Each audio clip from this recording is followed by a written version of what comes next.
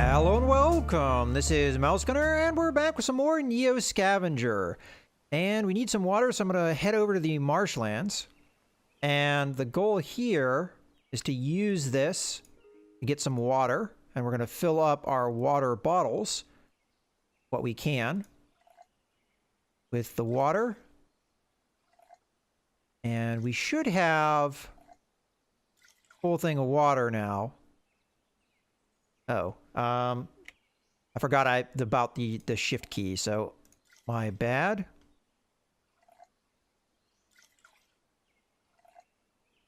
There we go. Okay.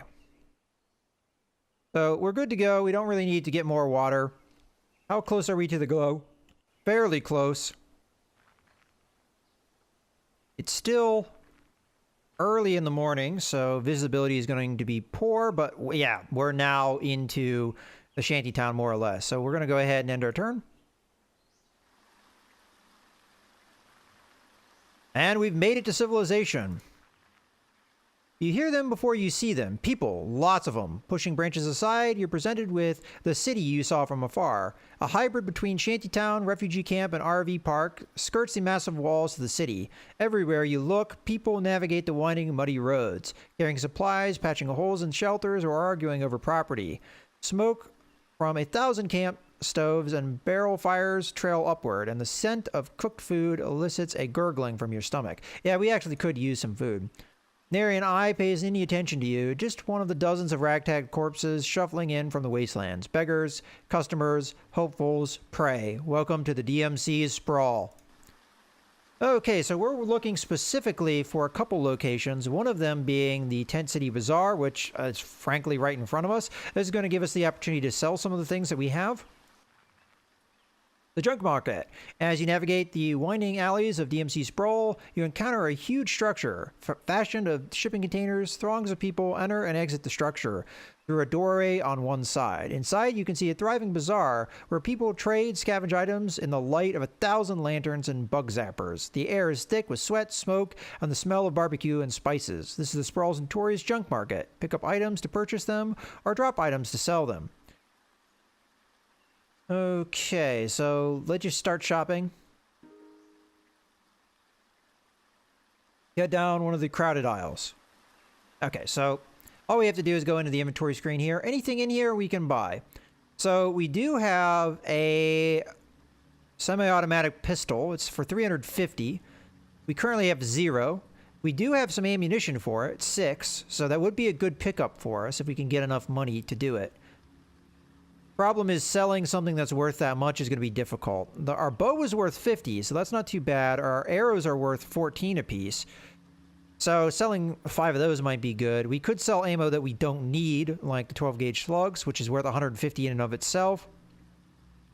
And we also have some 38 ammunition as well, which is worth 250.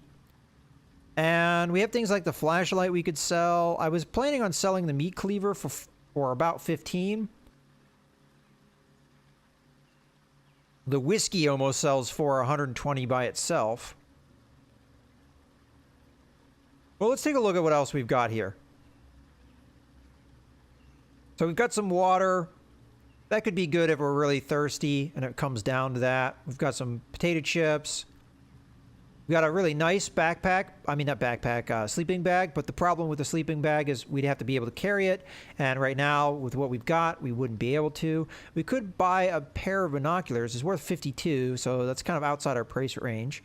We also have a small chunk of cured meat, which could be good for food. But unfortunately, again, we don't know if that's human. So probably a good idea to avoid things that may be human meat. And there is also going to be a place where we can get food. All right, so I'm very interested in this, and I'm going to try and see if I can swing buying it. Because a handgun would be extremely good for us. We can build one of these, no problem. So 50 plus 14, it might be 14 for all 5 arrows. So 15 plus 50 would be 65. Plus another 15 would be about 80 we're looking at. Then we'd sell the shotgun slugs for 150, so we're looking about 230. Then we could sell these for 250. I mean, selling the ammunition we don't need, we could get it for sure.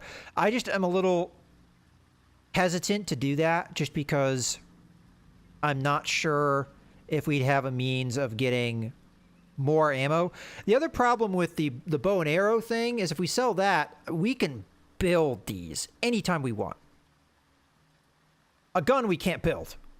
We've got to do with what we can with it. And yeah, I can carry around with it in my hand. I've got 6 shots on me, but once I shoot those off, that's it. I don't have anything else, and ammunition can go really quickly. We've seen that. So I think for now we're going to pass on this, but this is very tempting for sure. If I had the kind of money to buy it, I would. But I think the better call for us is just to sit on things and let it go. Again, I can buy this, and I probably can have it on my person. But the real problem is, what do I do with the bow? I can't really do anything with the bow. I can't put it on my shoulder because, unfortunately, I already have the crowbar. So, yes, that's something I can do, but I'm losing the ability to get into locked containers if I do this. So it may be worth doing. It really may. Because once we run out of pistol ammunition, we've always got the bow to fall back on. And then we could sell the crowbar. And honestly, the crowbar is about to break anyway. So you know what? I'm going to go with that. We're going to get the pistol. It's a little bit risky because it's putting a lot of eggs in a basket. But we're going to do what we can to be able to afford it. And that's going to involve selling the shotgun ammo and the revolver ammo. Give us enough to get this. And then we're going to take this. Put that there. All right. Well, we've got 6 shots. Hopefully that's something we can add to as we go. Okay, well, I'm pretty happy with what just happened there. I don't want to pistol whip people. I want to shoot them. There we go. Jacketed hollow point. We've got 6 shots. Should be good. Alrighty. I think that's all we want in the bazaar right now. We could sell the flashlight if we want for 22, but I think we'll keep it on us for now. And nothing else in here really is all that exciting. So we're going to just go ahead for now. So what I'm looking for now is a place to find food. So we're going to go for that.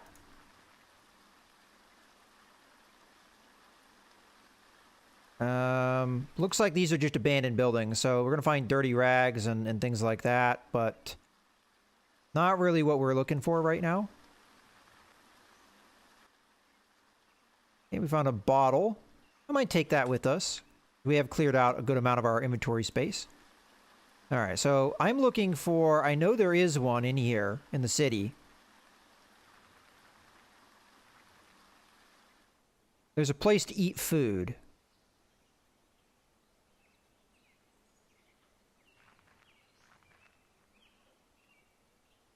There's warmed by a campfire. Okay.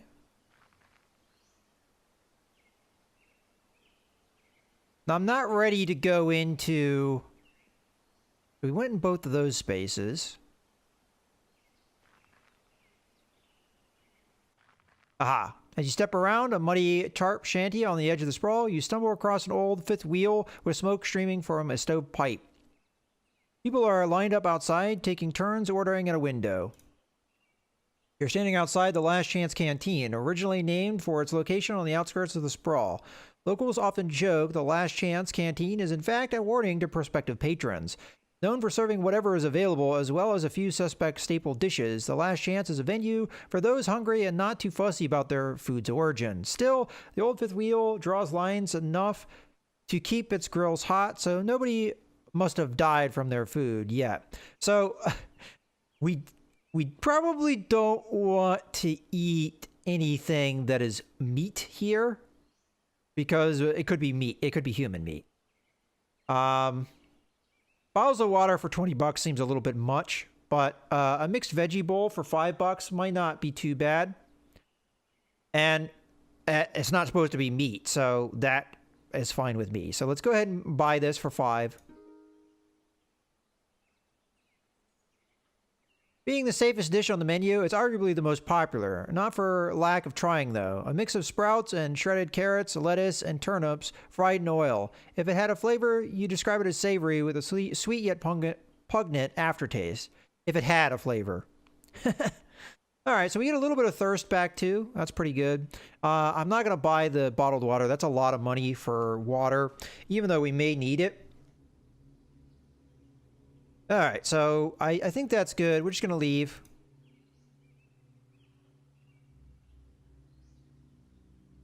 Alright, so that's pretty good. Now we should probably look for work at this point. We do want to get inside the city, but unless we have a bracelet, we won't be able to. So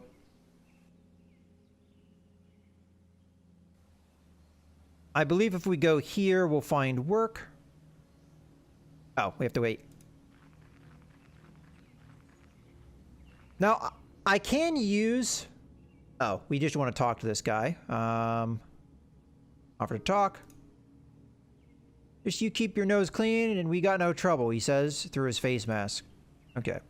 Now, I don't know if you're allowed to take guns into the Detroit Metro City, but we aren't planning to go there just yet, so we're not going to have to worry about that. Oh. Okay, we haven't encountered him yet. I might have to go into the front part, though, to be honest with you. So we'll take a look around, but... Normally speaking, there's a Hatter that you encounter, but I haven't met him yet. All right, well, we'll take a look around. There's items here. There's a little bit of water. We're already full up mostly, although we've got this, so I'll put that there. Okay. All right. There are some sticks, too, if we want to build a fire here, although we don't have any kindling, so... All right. So we've gone everywhere around the perimeter. Let's go ahead and go in then to the entrance, see if we find Hatter there. Because we've been everywhere else. Okay. Navigating the twisty maze of shacks and tarp shelters, Detroit's massive walls stand as a constant backdrop to the east. Easily half a dozen stories high and probably almost as thick, the city walls are an impressive sight to behold. Armed towers, bristling with surveillance arrays, stand at regular intervals, keeping watch over the sprawl, and likely the city within. For you, giant vid screens on 3 gatehouses flash instructions about pass requirements and threat levels. As flocks of people stream into and out of the gates, you take your place in line at the right where the others entering the city. When you reach the front of the line, a sinking feeling overcomes you. Heavily armed guards in full combat armor are checking attendees with some sort of scanning device. You're pretty sure that whatever these other folk have to get in, you're missing it. When it's your turn, the guard stops you and turns to a monitor installed in the wall. A message reads, "Device not detected, entrance denied." With the efficiency and compassion of an assembly line worker, he directs you away from the line, back outside. Unfortunately, getting entrance to the city may be trickier than just showing up. Back outside, you cross the muddy square and stop to survey the area. Where do you go now? Would anyone in the sprawl know about the cryo facility? You're startled when you notice a man has been watching you. He's wearing a long brown coat and matching hat and is leaning on a walking stick. From this distance, you can almost see the glint of his eyes below the trilby's brim. Though it's probably just your imagination. Takes his time approaching you, and as he nears, you notice that there's heavy, I'm not sure what this word is, on his face. I'm assuming it's some kind of makeup. It reminds you of one of those old portraits you've seen in a history textbook. "Folks call me Hatter," he says matter-of-factly. "I think we may be able to help each other. Come with me." All right. So Hatter's office is in the husk of one of these flophouse hotels you'd see crammed between high-rises in a busy city. It even has the old marquee hanging precariously from the cornerstones. Several floors up. Armed guards watch over the street from missing sections of the building. Hatter acknowledges the men at the door and leads you through a surprisingly clean lobby to an old-fashioned elevator. "I have a client," he starts, pausing for the cage to rattle shut, "who collects heirlooms. He speaks louder over the motor. He compensates well enough, in fact, that I'd be willing to part with a DMC visitor's pass in exchange. The elevator clunks to a halt. The door rattles open, revealing a dark room lit by video screens and old lamps. Stepping off the elevator, it feels like you've walked into a control center built into an antique store. Baubles and relics crowd the walls and tabletops, while video screens and computer consoles cast a bluish tint on a handful of armed guards. Hatter crosses the room to sit at a low, broad desk facing the elevator. There's a lake. He pulls a worn road atlas from a desk drawer, and about a day's walk northwest of here. Inside a building, there is a silver urn.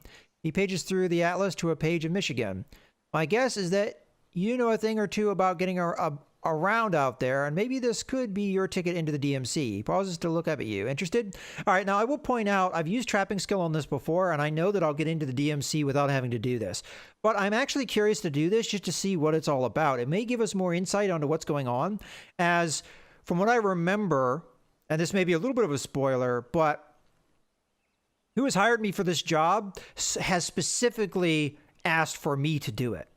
So it's possible it's a trap, hence the trapping skill being used, but we are going to go ahead and accept the job, not using our trapping skill and just getting through into the city.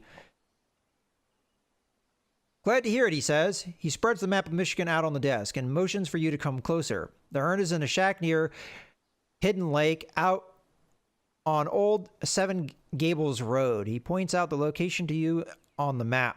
You bring me that urn, and the visitor's pass is yours. Okay. So let's take a look real quick here. Now, we can get back into Hatter's anytime we want. But let's take a look at our own map, see if we have this. Okay, Hidden Lake, it's there. Now, as I said, I could have gotten through that by just using our trapping skill, and that would have been fine. But I feel like I'm fairly well armed, and although I don't have a lot of food, I think I'm more or less prepared for this, and I do want to get out of this area. Because I don't have that many things to sell. Let's take a look at our bandages again. Very close to that one falling apart. Okay, I just wanted to take a look at the cuts, make sure it's still there. Okay, we'll hop on top of the hill here. We have our old campsite. We're not going to go there, though. Still morning, so we've got time. We're going to have to go more west than we're going to have to go north, but we are going to have to head more or less in that direction. We're going to try and make best time, but at the same time, I'm going to dip into any scavengeable woods along the way. Okay, we do have somebody here. I can't tell if they're armed or not. I'm going to try and stay away from them to a certain extent.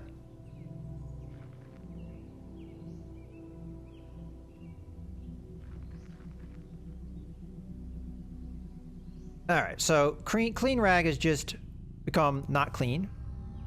So we'll put that in our inventory. We are going to need to make more clean rags sometime soon. And we have water to do that, so I'm not too worried about it. We might do that next time we get into a section of woods. Okay, so let's just start going. We do have scavengeable woods here. This might still be too close to the city, but it's worth a try. We also have other scavengeable things here. Okay, we have something in the woods. Let's try and search it out. Okay, it was this dude. Alright, that's fine. Well, we're going to have to end the turn, but I think this is a good point to go ahead and put a cut in the video, so I hope you guys have enjoyed. This is Mouse Gunner, signing out.